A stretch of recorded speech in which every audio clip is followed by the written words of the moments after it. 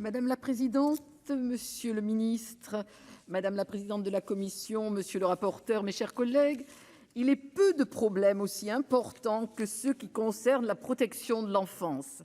La France n'est pas assez riche d'enfants pour qu'elle ait le droit de négliger tout ce qui peut en faire des êtres sains. En écho au préambule de l'ordonnance du 2 février 1945, ce projet de loi pour la protection des enfants vulnérables nous rassemble aujourd'hui autour d'une préoccupation fondamentale pour notre société.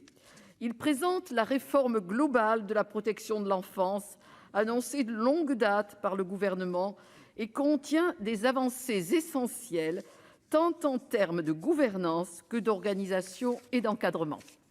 Néanmoins, de nombreux sujets cruciaux pour la protection de l'enfance manquent à l'appel. Nous attendions particulièrement une réponse aux difficultés d'accès aux pédopsychiatres, un renforcement de l'accompagnement à la parentalité au titre de la prévention, une protection spécifique des enfants vulnérables aux violences numériques et enfin un effort de codification législative à travers la création d'un code de l'enfance et de la jeunesse. Notre groupe serait également favorable à la création d'un ministère régalien de l'enfance et de la jeunesse qui regrouperait les compétences partagées jusqu'à présent entre 3 ministères : éducation, affaires sociales et justice. Un seul code et un seul ministère seraient ainsi placés au service d'une politique unifiée. Concernant le premier point que j'ai évoqué, la situation est alarmante. De nombreux enfants de l'ASE ne bénéficient pas d'un suivi par un pédopsychiatre alors qu'ils en auraient besoin. Le dernier rapport du Défenseur des droits sur l'accès à la santé mentale pour les enfants témoigne de ce problème causé par la persistance des déserts médicaux et la désaffection de cette spécialité chez les étudiants en médecine.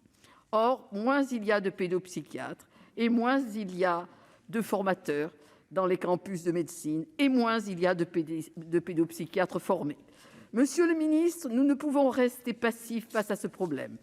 Dans l'attente d'une solution viable, peut-être serait-il envisageable de permettre à tous les enfants de l'ASE de bénéficier d'au moins une séance par an chez un psychologue.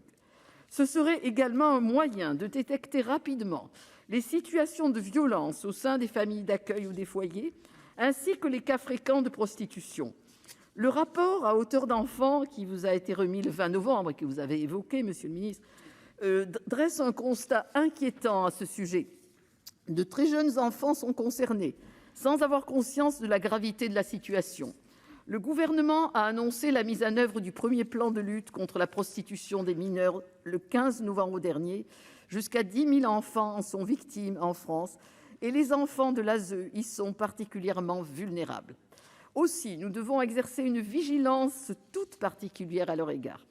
Le texte propose des avancées importantes que nous saluons : l'interdiction de placement à l'hôtel, le contrôle renforcé des professionnels de la protection de l'enfance, la valorisation des assistants familiaux, la rénovation de la gouvernance et l'accompagnement des jeunes issus de l'ASE.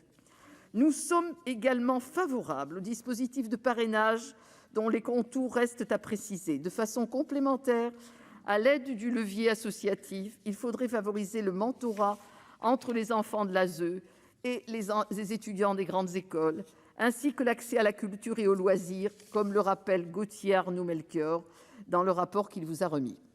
Enfin, nous n'insisterons jamais assez sur l'importance de la prévention dans le domaine sanitaire et dans le domaine social. Souvenons-nous de la fragilité de l'enfance.